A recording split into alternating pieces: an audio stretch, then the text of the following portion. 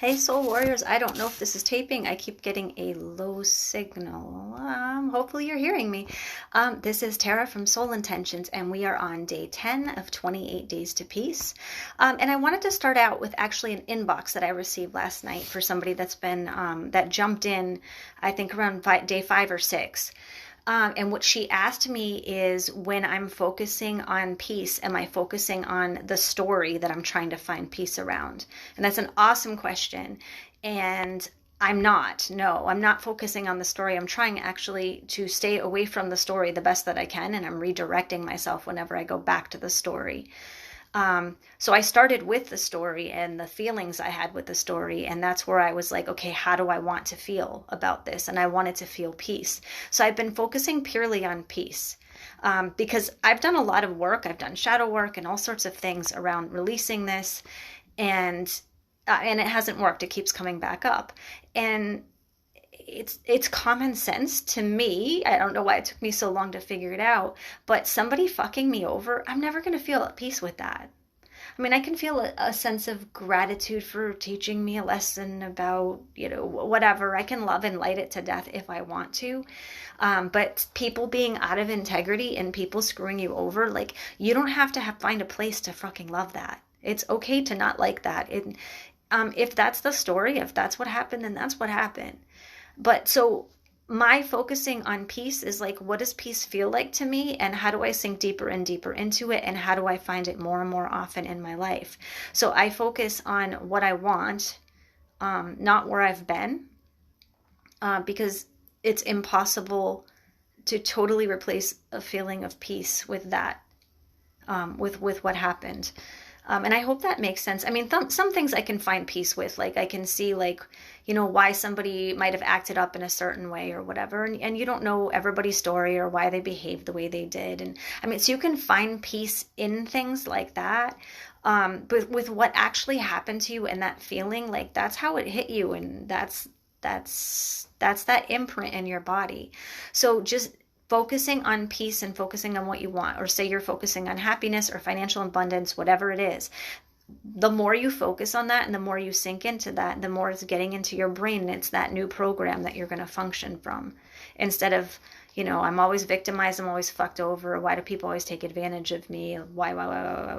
Like, if you did all the work to straighten out your own behavior, to forgive yourself, to rectify what you could, then from there, it's like, okay, then let that be that. And moving forward, where do I want to be? I want to be in happiness. I want to be in peace. Whatever you chose on day one that you wanted to work on, because not all of us, in case you haven't listened to the first few, not all of us are working on peace through this 28-day process.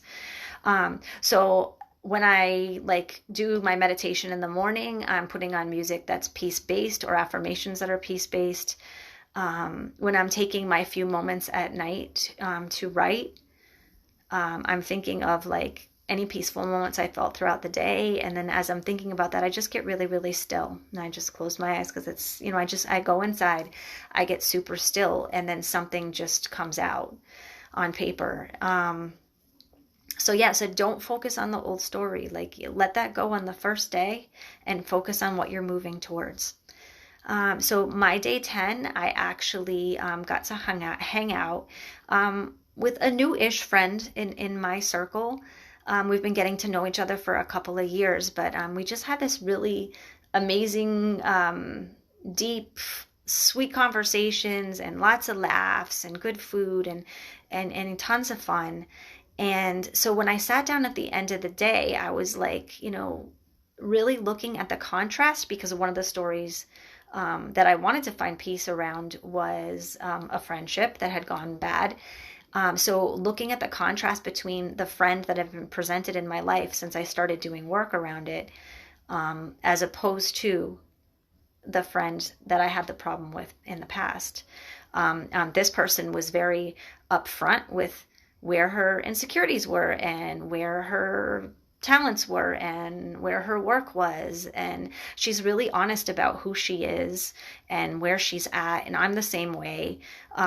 So sometimes it might get a little head bumpy, but then we just kind of laugh because we're like, wow, we're two bold women just sharing how we feel and where we are and talking about things instead of like guessing what somebody's feeling about you or saying, thinking about you. We make a lot of assumptions, and then that gets us in a bad place with people instead of just asking the direct question.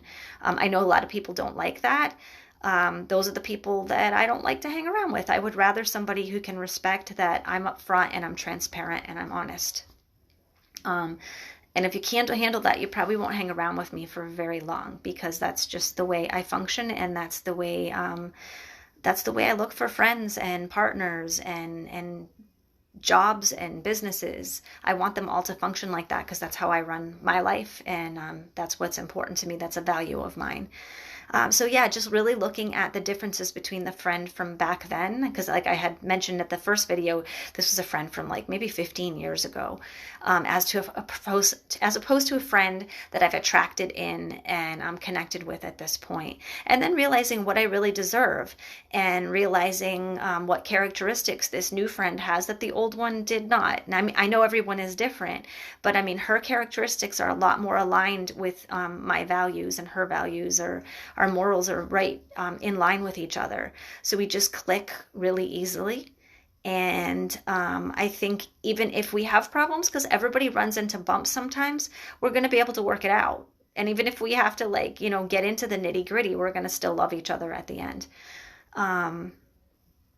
Yeah, so that was it. Like really looking at what you have now and comparing it. I mean, I don't like to compare a lot, especially with other people, but with yourself, comparing where you've been to where you are now to really see your progress, to see what you're attracting in, to see what you're allowing in, to see what you're saying yes to. And it makes it a lot easier to say no to those old things that you didn't like and that obviously didn't work for you, that hurt you, or left a negative imprint on you. And especially when you're looking for that closure with something, it's like I can find closure in that because on my day 10, I sat across from a person who I call friend, and was the blueprint of what I think a friend should be and the type of friend that I do my best to be. And then if I look back at the old story, it's not even close to that blueprint.